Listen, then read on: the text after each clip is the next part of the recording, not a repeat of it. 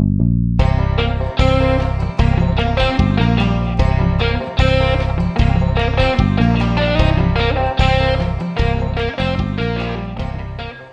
folks, this is going to be a video about coating the inside of your fuel tank to prevent leaks and to seal up rust. I got some POR 15 fuel tank sealer here. I bought this off of Amazon. This is kind of expensive. I don't remember exactly how much I paid. Got to shake it up good before you use it, and I'm going to use some more of this. I've already done one coat in the tank after cleaning it out. If you have a rusty tank, I suggest you spend the extra and get the prep stuff from POR 15. Just a heads up, POR 15 does not sponsor me. I paid for this out of my own pocket. This is my own review. Although I wish they would have sponsored me and paid for this. It would have been lovely. I think this was over 20 bucks for this itty bitty can. But it goes a long way. I think I used 3 tablespoons to do the whole inside of the tank on the first round here. But anyway, I'm going to open this up after I shake it up some more. And I'm going to pour some in the fuel tank and show you how I whisk it around and tell you a little bit more about it. Okay, back at this, got it open after it's all shook up. Kind of silvery looking.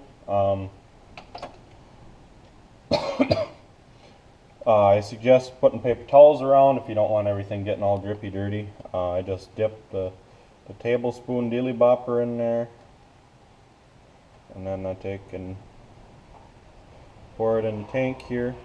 Of course, this from the last coat that I did, this has about,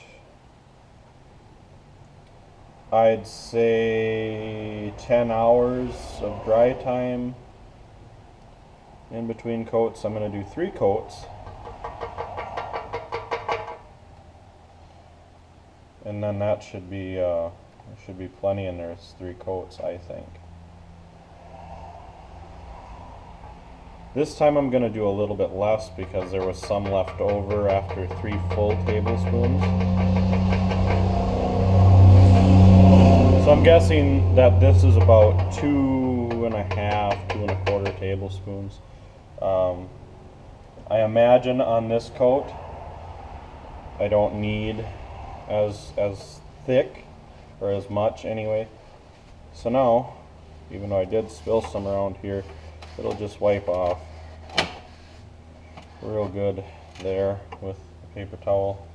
Then I'll take and I'll wipe this off the best I can. Of course, this isn't going back into the kitchen for kitchen use. It is garage use now. So anyway, I'm going to tape this up with some duct tape because I don't want to get my nice fuel gauges wrecked. And then I'll show you how I slosh it around. Okay, so I got this all sealed up with duct tape here. I got on the bottom duct tape there. And then I'm just going to show you here. You just kind of roll it around slow for a while, probably do a good 15 minutes. Get everything nice and covered. My leak on this tank was through here where it's soldered together. So I want to make sure I get a good coating there, but I want to get a good coating everywhere to prevent rust because it is a metal tank.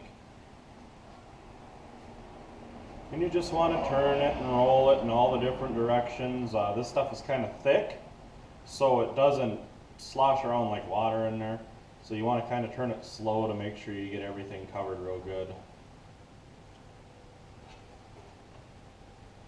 And then, yeah, just do this for about 15-20 minutes. Make sure everything gets covered nicely.